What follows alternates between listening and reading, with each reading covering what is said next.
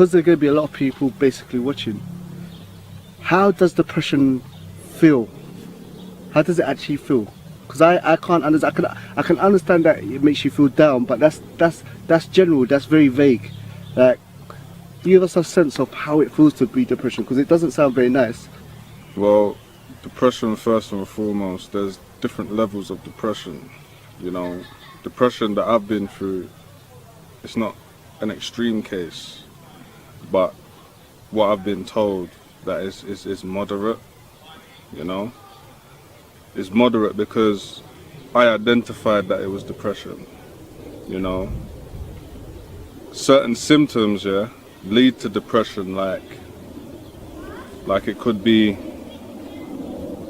financial hardships, could be relationship issues, could be family issues, you know, a lot of things that bring you down, you know. And then when you're enveloped with all these things, you start to feel depressed, you know.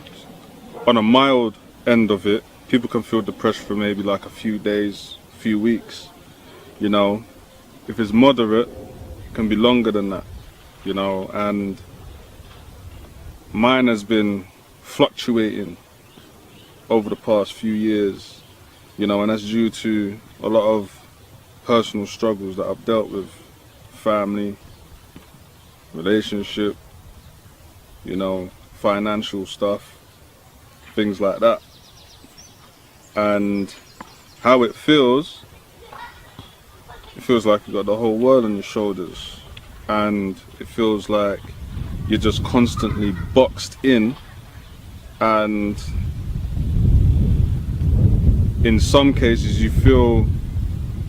sometimes you feel pessimistic, like, I don't know how I'm gonna get out of this. You understand what I'm saying? It's like a never-ending revolving door. You understand? You know, so I would say that, in a way, putting it metaphorically, it's like you're in prison, yeah, and you're just in segregation block. You understand? Isolated or not? Alone. Isolated, alone. The figurative darkness, it's like a figurative darkness, you know. And depending on who's around you to support you, whether there's people to support you or not, is going to determine how you're going to be.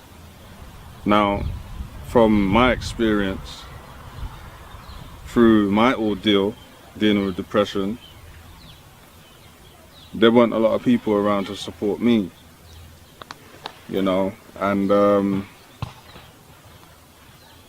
it kind of made me feel, it made me question, especially from a lot of the brothers in the community that have known me for a long time.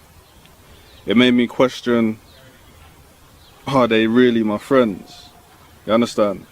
Because the way how I see it, you see, when you're in Jahiliyyah, see, when you have your friends, well, how I have my friends, if I got my tight friends, my tight, proper friends, yeah, I call them my blood brothers, yeah. And as far as I'm concerned, if my blood brothers is going through situations where they're weak, they're falling off, they're slipping, whatever, me personally, I'm gonna go all out. Yeah, I'm gonna be there to support them. If they're going through, for instance, financial whatever, yeah, we're going through financial stuff together, you understand? Like, there was a brother who I was very close with before I came to the Deen. He came to the Deen as well, but he came off. I'm not gonna mention his name, but people know him, yeah? We were tight in Jahiliyyah, we did a lot together. We lived in the same hostel, yeah? There were times where, you know, we shared food, you know? You know what I mean? We had each other's back, and regardless, you know? And like I said, it's the same as being in prison. Any man out there that's been in prison knows the run-ins. You know, if you're, for instance, if a man on your landing or your cellmate or whoever, you're gonna keep an eye out of man, isn't it? Yeah. If man's your brethren, you're gonna look out for each other if you can. Now I mean, if you see your brethren ain't got no canteen, or he ain't got, you know what I mean, no food or whatever, you're gonna break bread with a man. Now I can say that I'm disheartened and disgusted with regards to the little support that I've got from the brothers, you know, and it's kind of daunting, and it makes me doubt when they say that, yeah, we're tight and whatever. You know, it was difficult to deal with in the beginning stages, or like in the middle of what hit me a couple years ago, and that was going through a divorce. Yeah, it was quite heavy to deal with. You know, well, that's the straw that broke the camel's back. There was other things that stipulated to that, but that was the straw that broke the camel's back.